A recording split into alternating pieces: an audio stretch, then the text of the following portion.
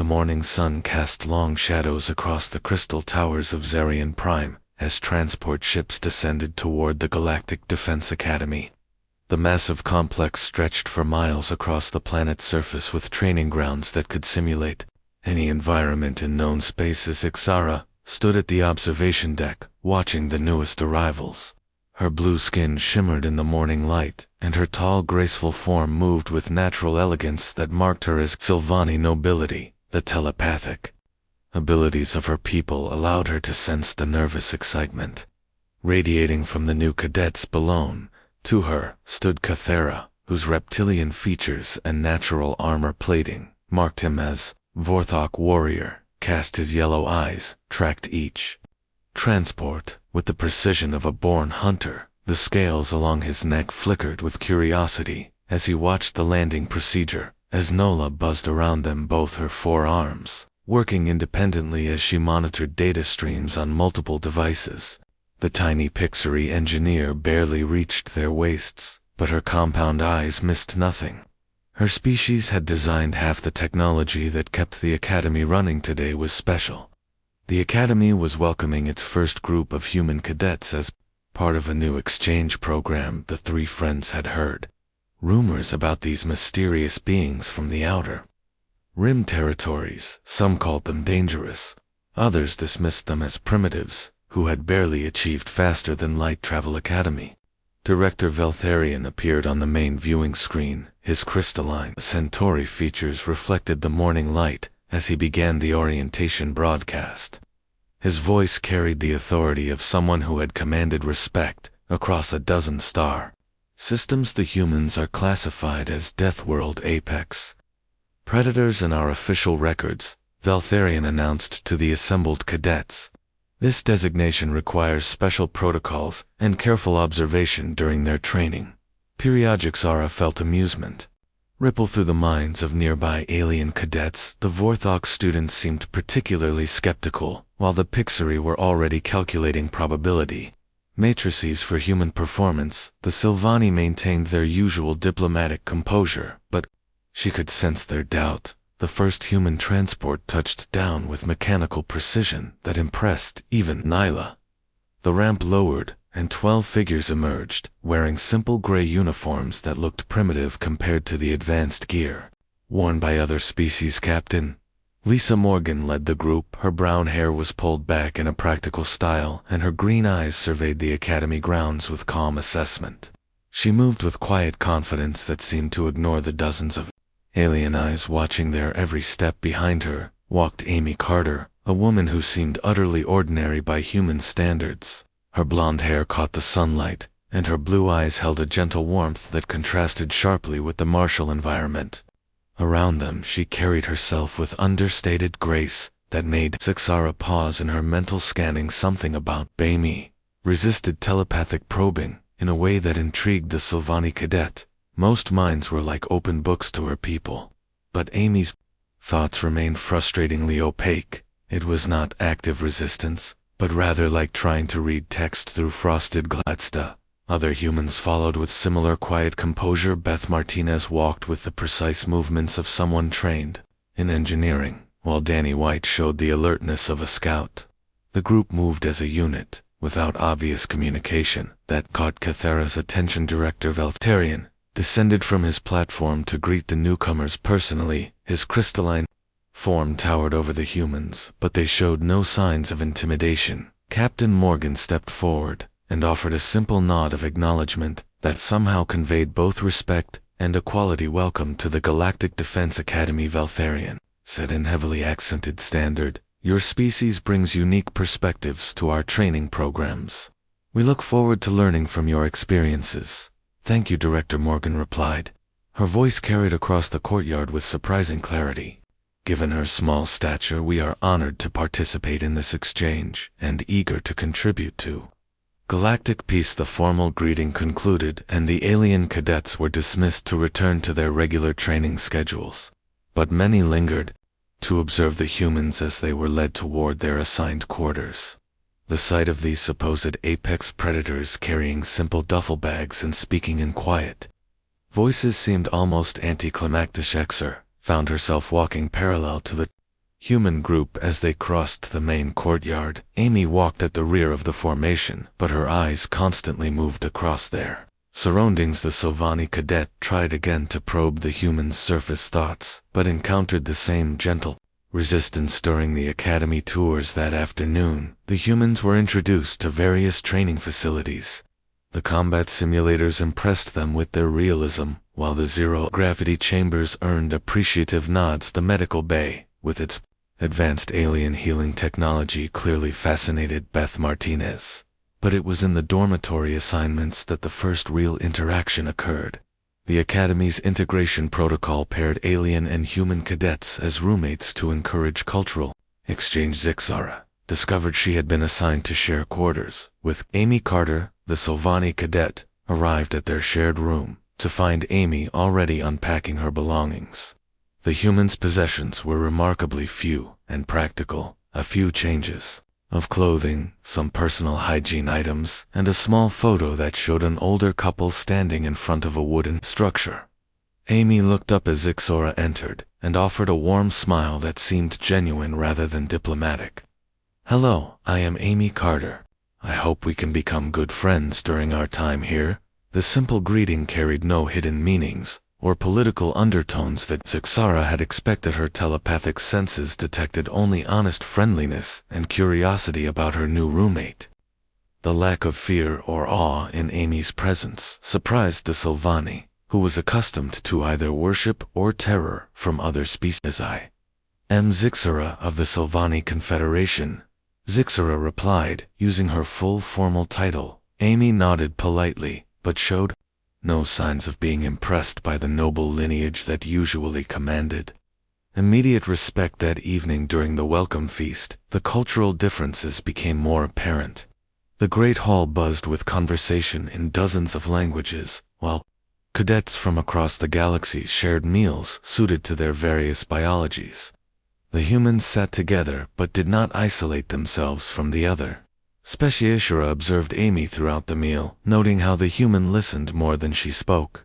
When Cathara described Vorthok hunting traditions, Amy asked thoughtful questions that showed genuine interest. When Nyla explained Pixari engineering principles, Amy suggested practical applications that impressed the tiny alien. But it was during a heated discussion about military tactics that Amy first revealed something unexpected. A group of Altarian cadets were debating the merits of various assault formations when one dismissed human military history as primitive and irrelevant to me. Remained quiet for several minutes before speaking in the same gentle tone she used for casual conversation. "Perhaps our methods seem simple because we focus on what works rather than what looks impressive." She described several historical battles where smaller human forces had defeated technologically superior enemies through persistence and adaptability. The Altarians fell silent as Amy outlined tactics that combined psychological warfare, resource management, and coordinated teamwork in ways they had never considered. Her explanations were delivered without arrogance or pride, simply as someone sharing useful information. Zixara felt a chill run down her spine as she realized the implications of what she was hearing. Amy was describing warfare conducted by beings who viewed conflict as a problem to be solved, rather than a contest to be won. The casual way she discussed strategies that could devastate entire armies suggested a depth of military knowledge that contradicted her gentle appearance. As the evening ended and cadets returned to their quarters, Zixara found herself walking beside Amy through the quiet corridors. The human moved with the same unhurried pace she maintained during the day, but her eyes continued their constant scanning of the environment in their shared room. Amy prepared for sleep with efficient movements that spoke of long practice. She changed into simple sleeping clothes and settled onto her assigned bed with a satisfied sigh that seemed to come from someone genuinely content with her situations. Zixara lay on her own bed trying to process the contradictions she had observed. The official files described humans as apex predators from a death world where survival required constant vigilance and ruthless efficiency. Yet Amy seemed like the gentlest being she had ever encountered. But, as sleep claimed the Sylvani cadet, she found herself wondering what lay beneath that gentle exterior. The resistance to her telepathic probing suggested depths that remained unexplored. The casual discussion of military tactics hinted at knowledge gained through experience rather than study. Tomorrow would bring their first training exercises and perhaps some answers to the questions that were beginning to form in Zixara's mind. The humans had arrived with little fanfare and fewer expectations, but something told her that the Academy was about to discover why the Galactic Council had classified them as apex predators, worthy of respect and caution. The Academy alarm sounded at dawn across Zarian Prime, signaling the start of another training day. Zixara woke to find Amy already dressed and making her bed with military precision. The human moved quietly to avoid disturbing her roommate, but the Sylvani had been awake for several minutes, sleep patterns puzzled Zixara, who required nearly 10 hours of rest each cycle.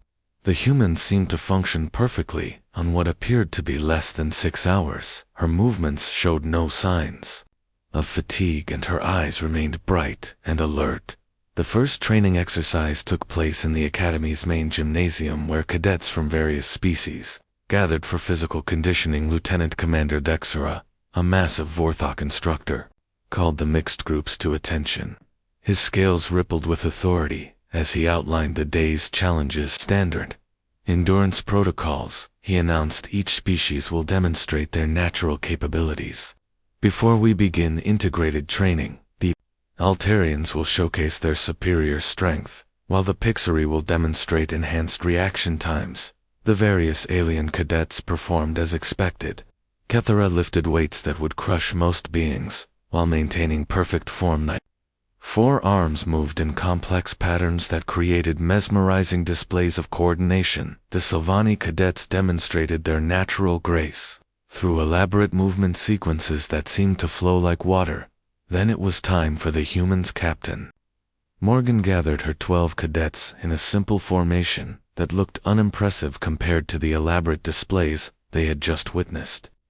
The alien observers expected a brief demonstration before moving on to more interesting subjects. Sami and her fellow humans began what appeared to be basic calisthenics. Simple push-ups, sit-ups, and running in place that seemed primitive compared to the advanced training equipment surrounding them. But as minutes passed into an hour, the aliens began to notice something unusual. The humans showed no signs of slowing down, while other species had performed brief bursts of impressive activity. The humans maintained their steady pace with mechanical precision. Their breathing remained controlled, and their movements stayed consistent, even as sweat began to appear on their skins. Zixara found herself fascinated by Amy's performance. The gentlewoman who had spoken so softly the night before now moved with relentless efficiency. Her muscles worked in perfect coordination, and her expression remained calm despite the obvious physical demands.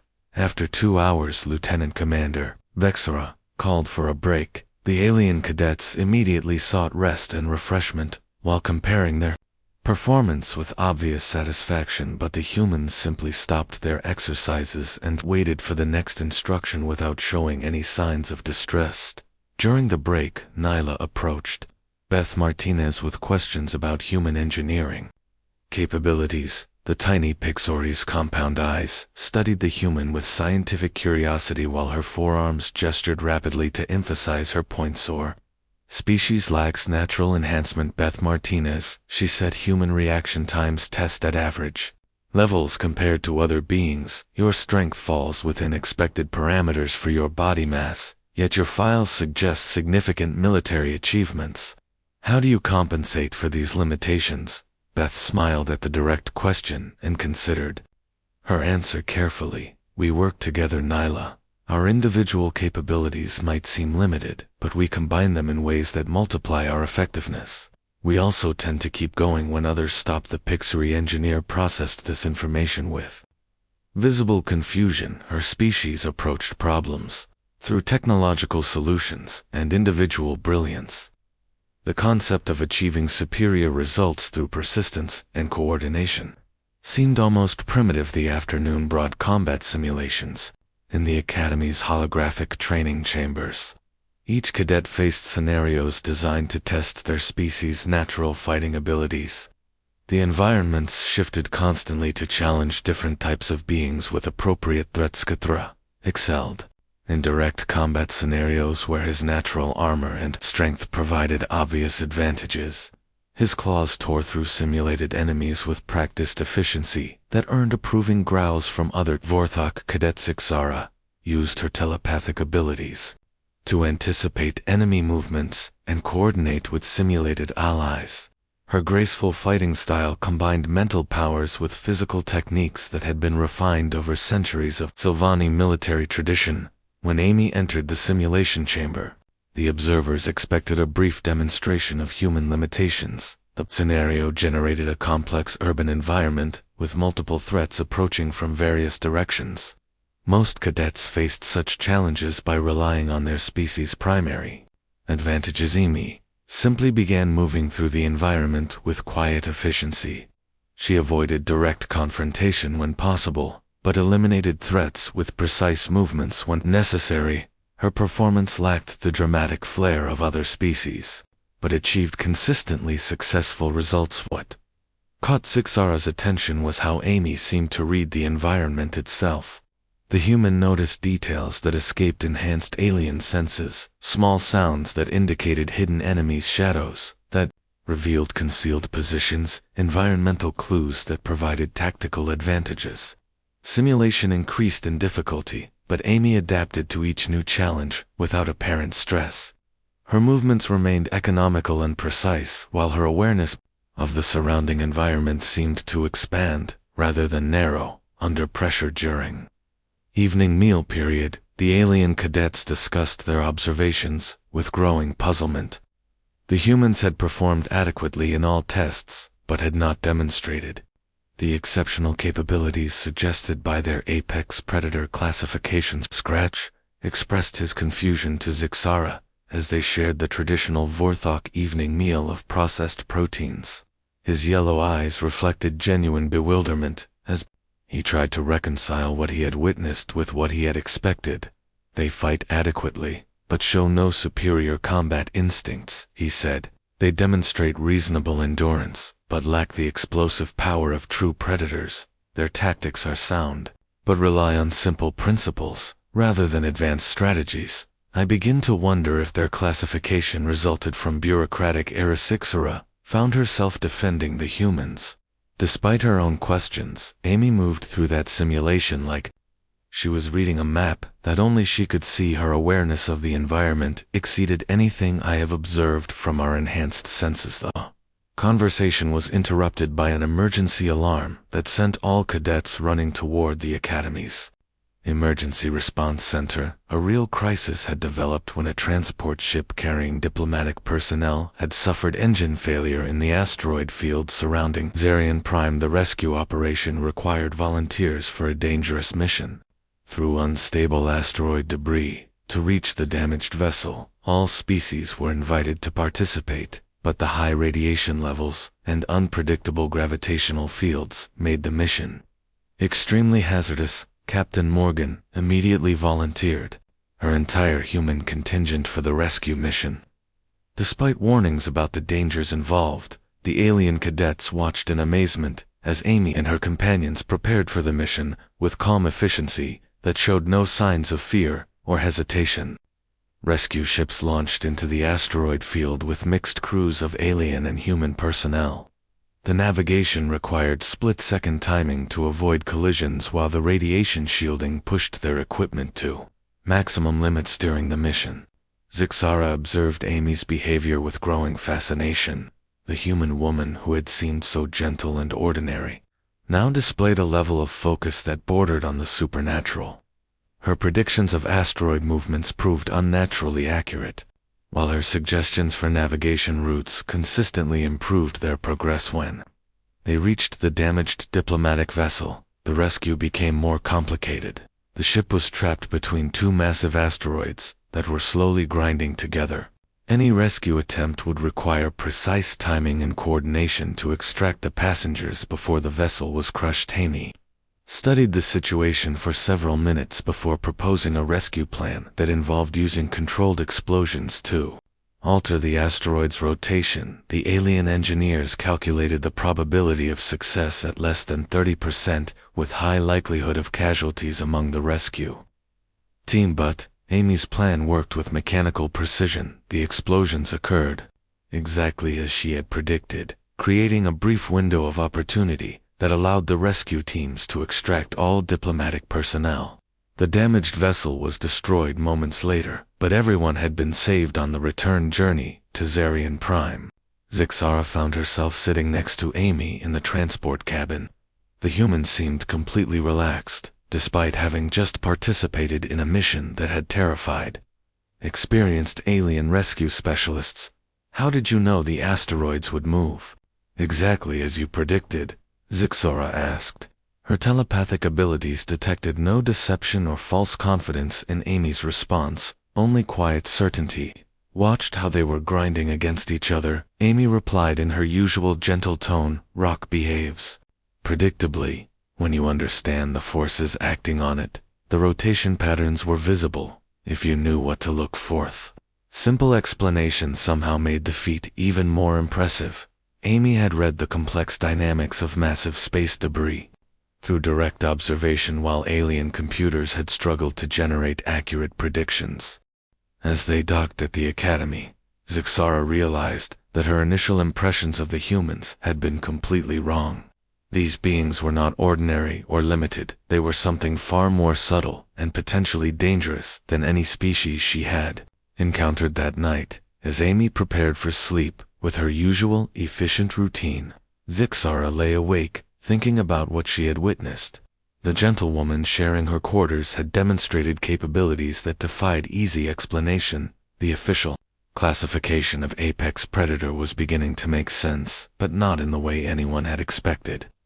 These humans were not predators in the traditional sense of overwhelming physical superiority. They were something far more sophisticated and infinitely more patient. Tomorrow would bring new training exercises and perhaps more revelations about human nature, but Zixara was beginning to suspect that the Academy was completely unprepared for what they had invited into their mid-story weeks into. The exchange program director Veltharian announced the Academy's most challenging exercise, the Trials of Kithara, would test every cadet's abilities. Across 30 days of survival training on the Academy's most hostile moon, the moon Kithara rotated slowly around a dying star, creating extreme temperature variations that could freeze or incinerate unprepared beings. Its atmosphere contained barely enough oxygen to sustain most species, while the surface terrain included everything from frozen wastelands to volcanic regions. Mixed species teams would be dropped at random locations across the moon's surface with minimal equipment. Each team needed to complete a series of objectives while avoiding automated defense systems that had been designed to simulate real combat conditions. Zixara found herself assigned to a team with Amy and Kithara, along with 2 other alien cadets. The Vorthok warriors seemed pleased with the selection, while Zixara felt both excitement and growing concern about what they might encounter. Amy received the news with her usual calm acceptance, but Zixara noticed subtle changes in the human's behavior over the following days. Her roommate spent more time studying topographical maps and equipment specifications. Her questions during briefings became more focused and tactical. The night before departure, Amy sat cross-legged on her bed, performing what appeared to be meditation exercises. Her breathing followed controlled patterns while her eyes remained closed.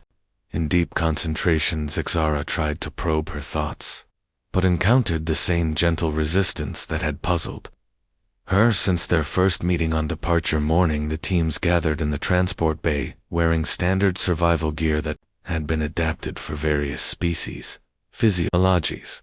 The alien cadets checked their equipment multiple times while discussing strategies for the challenges.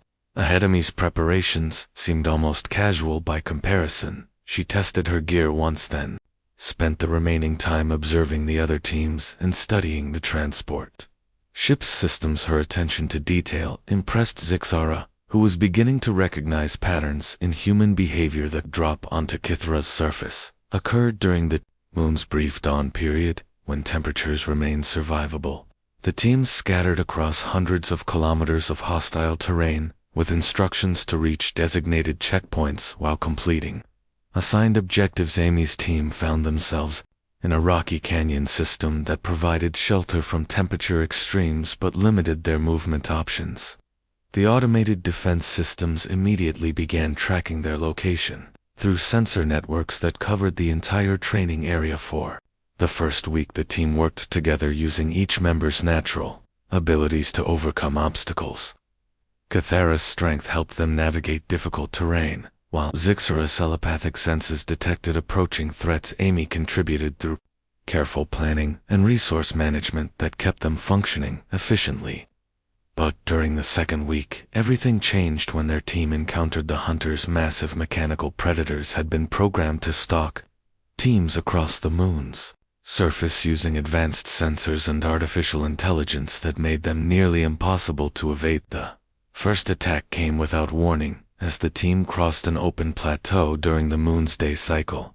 3 wolf-like machines emerged from concealed positions, moving with coordinated precision that would have impressed organic predators. Kithara engaged the nearest hunter with his natural weapons, while Zixara attempted to confuse their targeting systems through telepathic interference. But the machines adapted quickly to their countermeasures and continued their relentless pursuit across the broken landscape. Amy watched the initial engagement with calm analysis that seemed inappropriate for such a dangerous situation. She studied the machines' movement patterns and coordination protocols, while her teammates fought for their lives against superior numbers. When the team retreated to a defensive position among the rocks, Amy finally spoke with quiet authority that commanded immediate attention from both alien teammates. Her suggestions were not requests, but tactical assessments delivered with absolute certainty.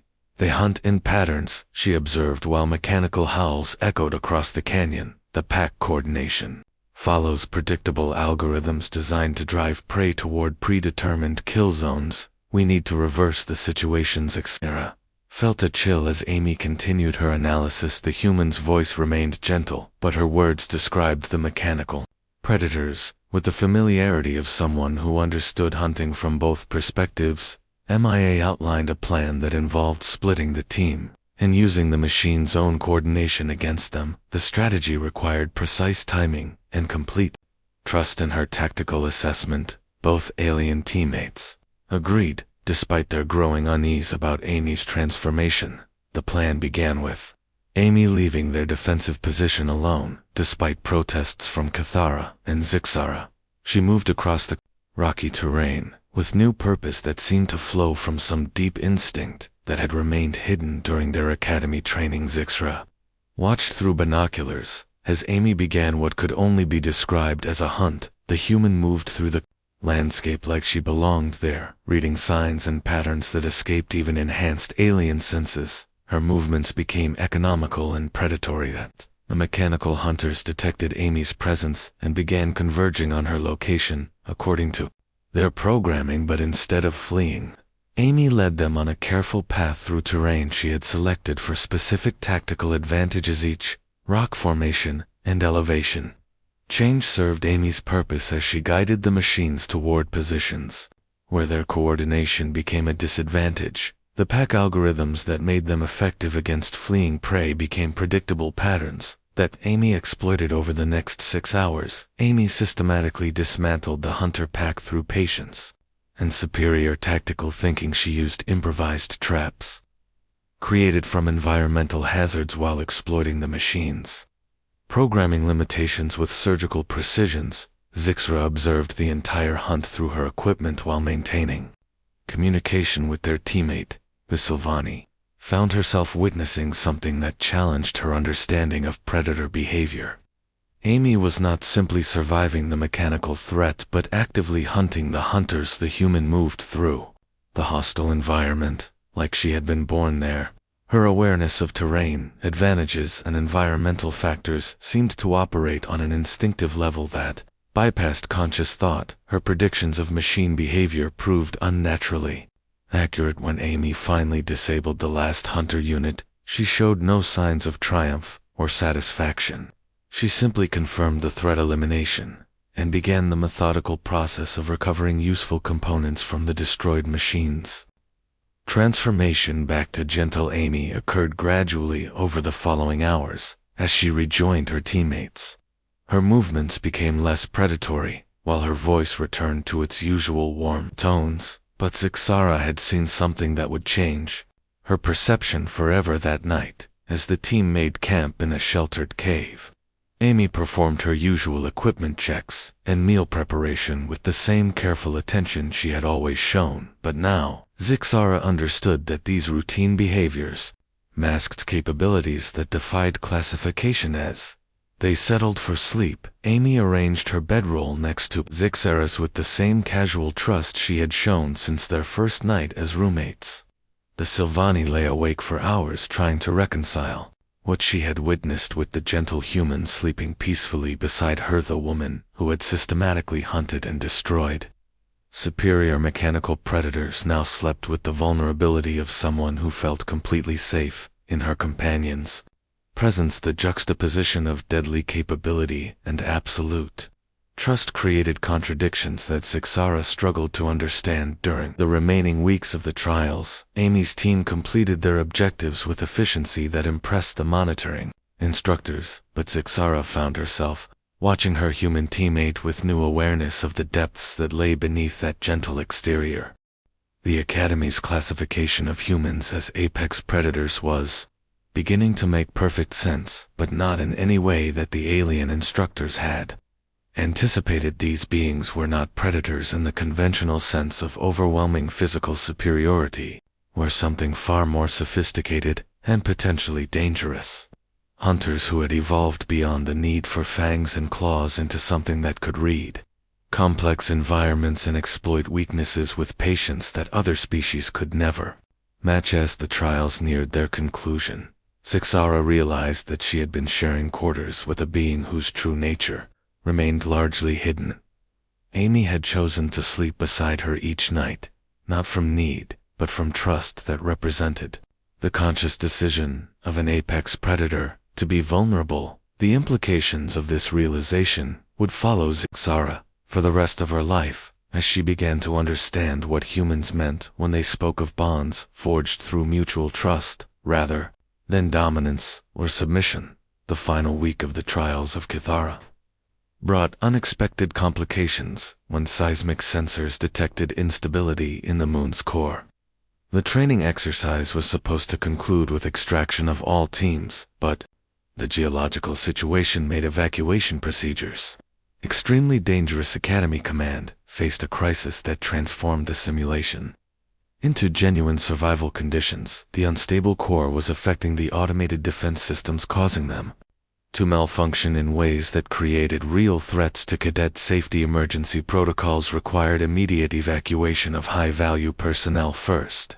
Alien species with rare abilities or important political connections would be extracted on the first available shuttles, while others waited for subsequent rescue missions. Amy received notification that as a human exchange cadet, she was classified for secondary evacuation.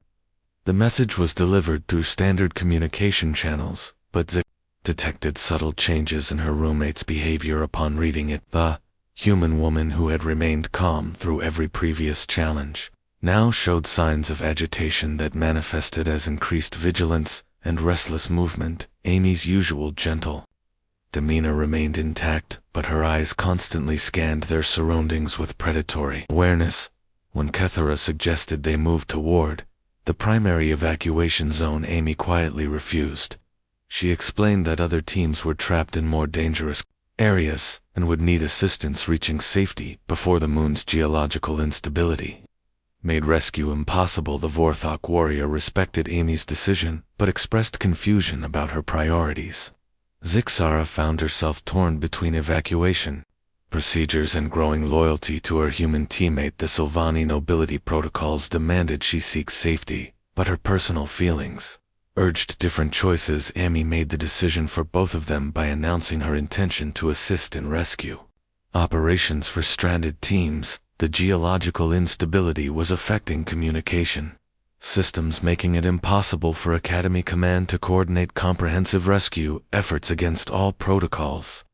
Amy's team began moving toward areas where other cadets had sent distress signals. The journey required crossing increasingly unstable terrain, while avoiding defense systems that had become unpredictably hostile due to core fluctuations during their movement across the broken landscapes.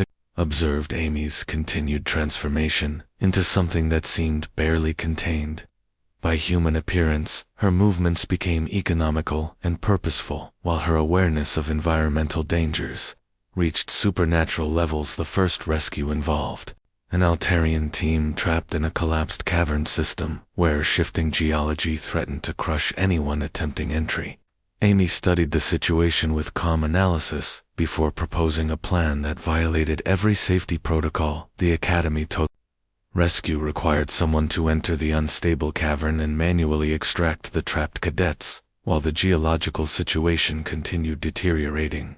Amy volunteered despite Kethra's protests about the obvious dangers involved. Zixra watched in fascination as Amy prepared for the rescue mission. Her gentle roommate checked equipment with mechanical precision, while her mind seemed to shift into a state of focused awareness that excluded everything except the immediate tactical situation. Cavern entry was a masterpiece of controlled risk as Amy moved through unstable passages with timing that seemed to anticipate geological shifts before they occurred.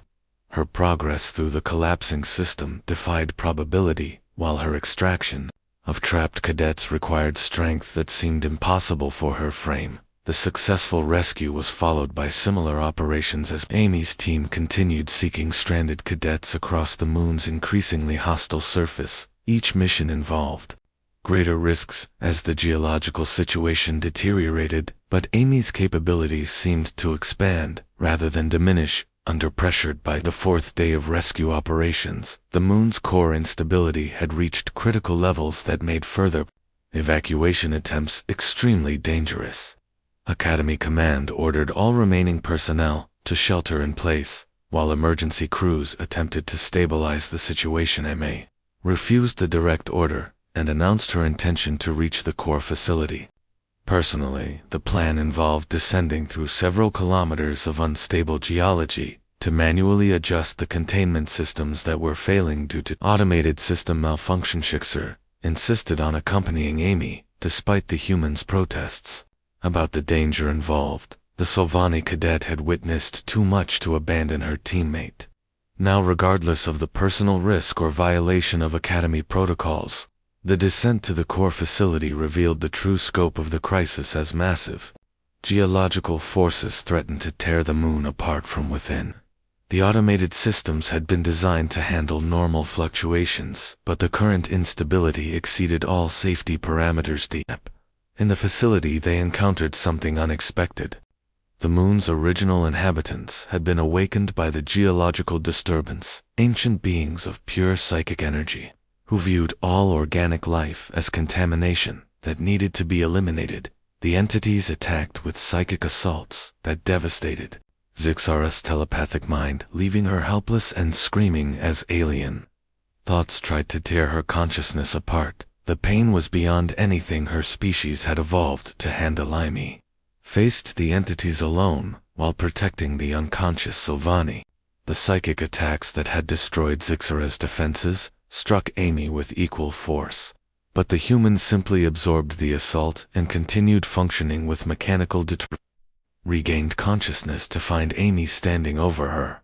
With expression that combined protective fury with tactical assessment, the entities had retreated deeper into the facility, but their presence continued threatening anyone who approached the core systems. The final confrontation required Amy to enter the core chamber alone, while the entities focused their full psychic power on destroying her.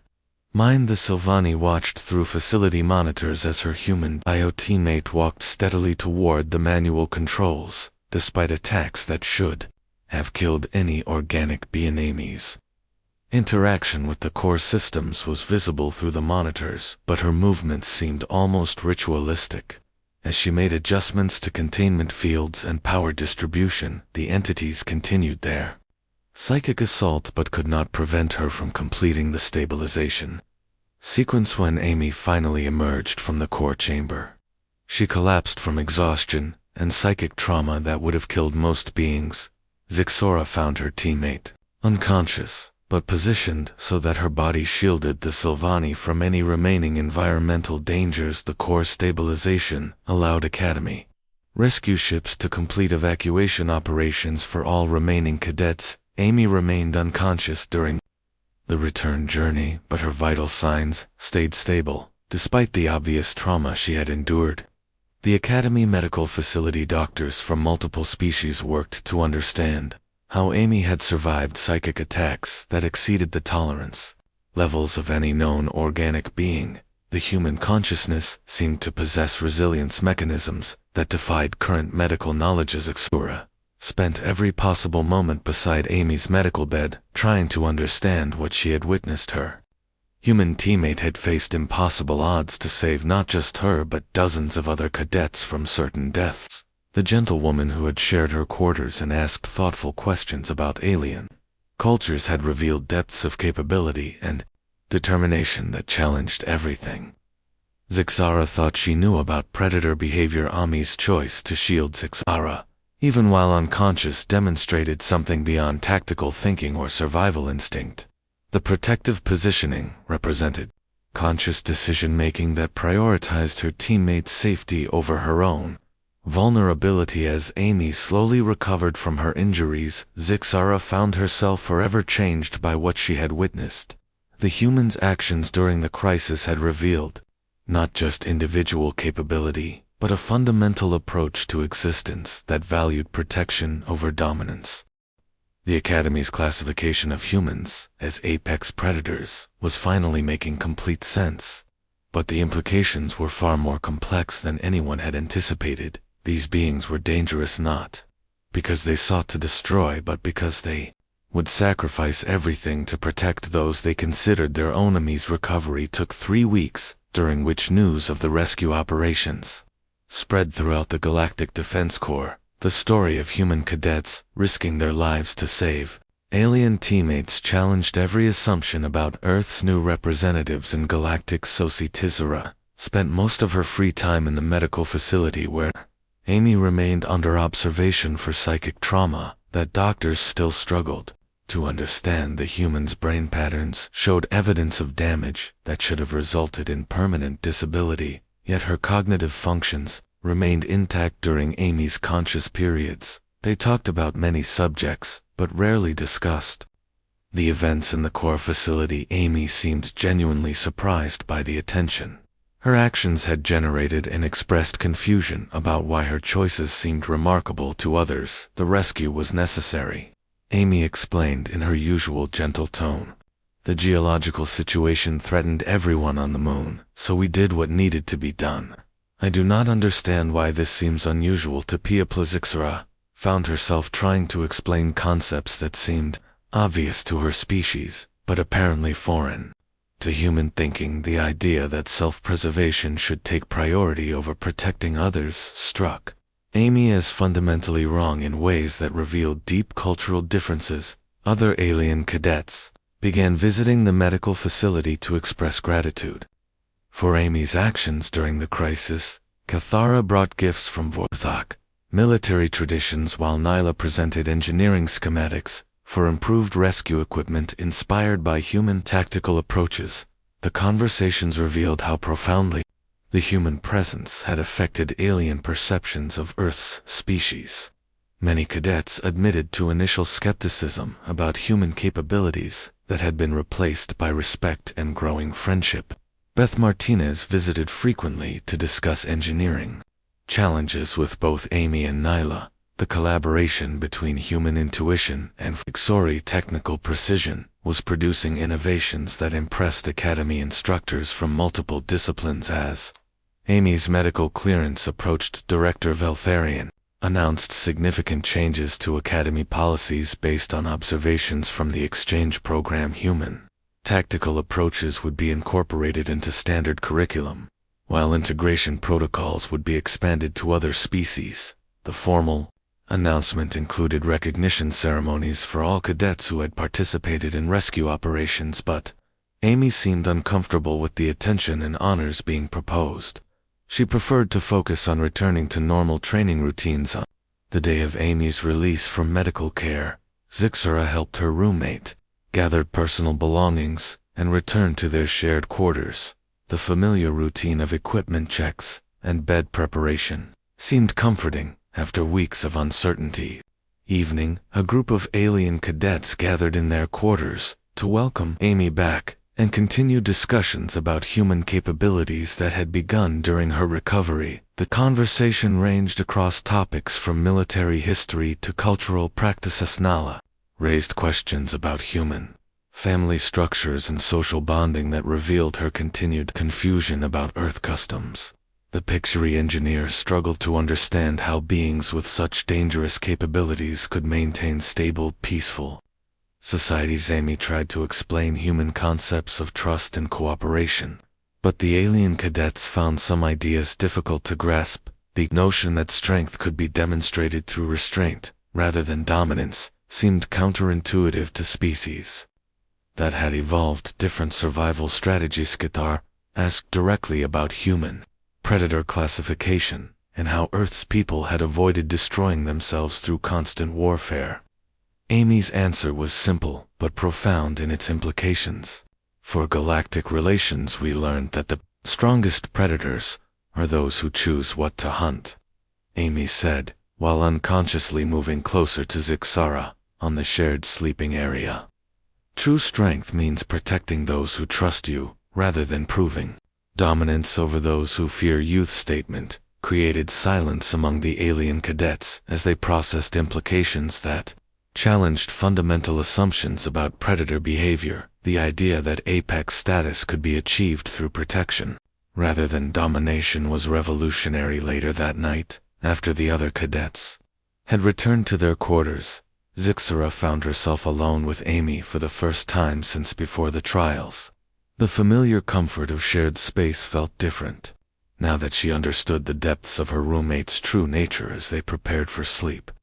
Amy followed her usual routines with the same careful attention to detail she had always shown, but now, Zixara recognized these behaviors as expressions of someone who maintained constant awareness of her environment. When Amy settled onto her bed next to Zixara's sleeping area, the Silvani felt the same sense of security she had experienced from their first night together, but her understanding of what that security represented had changed completely. Amy had chosen to sleep beside her every night, not from need or convenience, but from trust that represented the conscious decision of a being capable of incredible violence to make herself vulnerable. The implications were staggering. The gentlewoman who had saved dozens of lives during the core crisis now trusted Zixara enough to sleep peacefully in her presence. This trust was not the submission of prey to predator, but the ultimate expression of partnership between equals. Over the following weeks,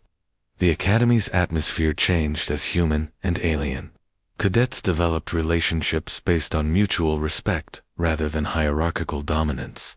The integration program expanded beyond simple cultural exchange into genuine cooperation. Amy and Zixara were selected for advanced tactical training that would prepare them for actual peacekeeping missions in disputed territories. Their partnership had become a model for human-alien cooperation that Academy instructors wanted to replicate. During their final evaluation exercises, Amy's capabilities were assessed not as individual achievements, but as contributions to team effectiveness. The human approach to warfare through coordination and protection rather than dominance had revolutionized military thinking. Graduation ceremonies included assignment announcements for actual missions throughout galactic space. Amy and Zixara learned they would serve together on deep space patrol duty, along with other human-alien partnerships that had formed during the exchange program. The night before departure, Zixara lay awake, thinking about everything that had changed since Amy's arrival at the Academy. Her initial curiosity about human nature had evolved into something far deeper and more complex than simple friendship. Amy slept peacefully beside her with the same trusting vulnerability she had shown since their first night together. But now Zixara understood that this trust represented the greatest honor any being could receive from Earth's apex predators. The woman who could hunt mechanical predators through hostile terrain and survive psychic attacks that would destroy other species had chosen to share her quarters and trust her safety to a being from another world entirely. As their transport ship prepared for departure the next morning, Zixara realized that the Academy's exchange program had achieved something unprecedented in galactic history. Two species had learned to trust each other completely, despite fundamental differences in nature and capability. The final moment came when other alien cadets asked Zixara to explain how she could feel safe sharing quarters with a being classified as an apex predator. Her answer surprised even herself, with its simplicity and profound truth. "Because mine slept on my bed," she said with the quiet certainty of someone who had witnessed the ultimate expression of trust between predator and companion. The statement captured everything that had changed during their time together. Amy's choice to sleep peacefully beside her represented not weakness or submission, but the conscious decision of Earth's most dangerous predator to trust rather than dominate. As their ship entered hyperspace for their first mission together, Zixara understood that the galaxy would never be the same. The humans had brought more than military capabilities to the galactic community. They had demonstrated that true strength lay in choosing protection over conquests. The apex predators of Earth had revealed themselves to be something far more dangerous than anyone had imagined. Beings capable of incredible violence, who chose instead to sleep peacefully beside those they had decided to trust and protect.